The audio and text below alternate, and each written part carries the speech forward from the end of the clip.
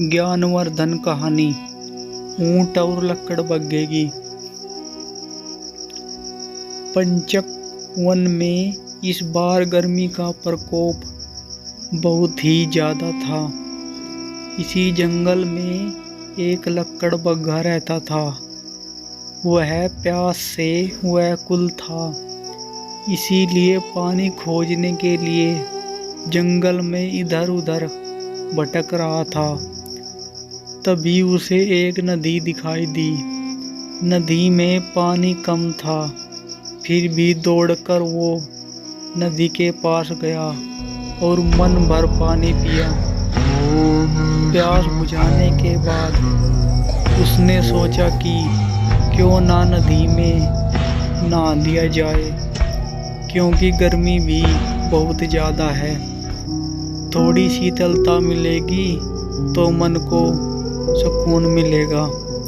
लेकिन नदी कितनी गहरी थी, इसके बारे में उसको कोई जानकारी नहीं थी।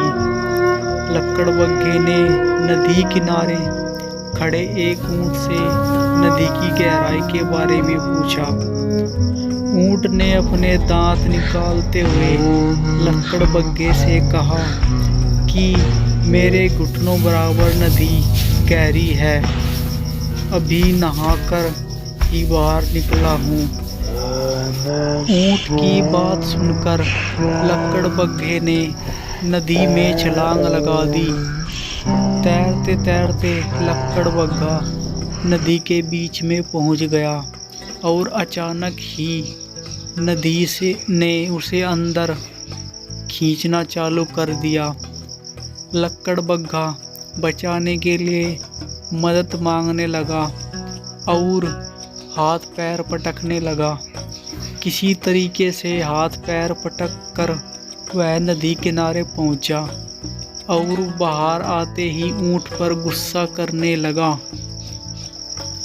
और ऊंट से कहा, बेवकूफ आदमी, तुमने तो मुझे मार ही दिया था।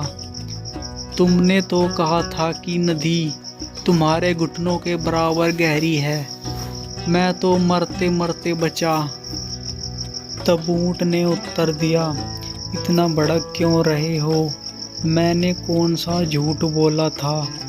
नदी तो मेरे घुटनों तक ही है और तुम मेरी बात समझ नहीं पाए तो मैं क्या करूं?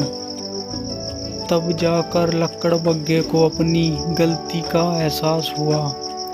मित्रों, जिंदगी में हर व्यक्ति का अपना अलग अलग अनुभव और उनका अनुभव अपना व्यक्ति अनुभव होता है। संभव है कि जो बात किसी के फायदे की है वही बात किसी को नुकसान भी पहुंचा सकती है। इसीलिए हमेशा याद रखें कि कई बार दूसरों के अनुभव अनुसार चलना आपकी ज़िंदगी को बेहतर की जगह बदतर बना सकता है।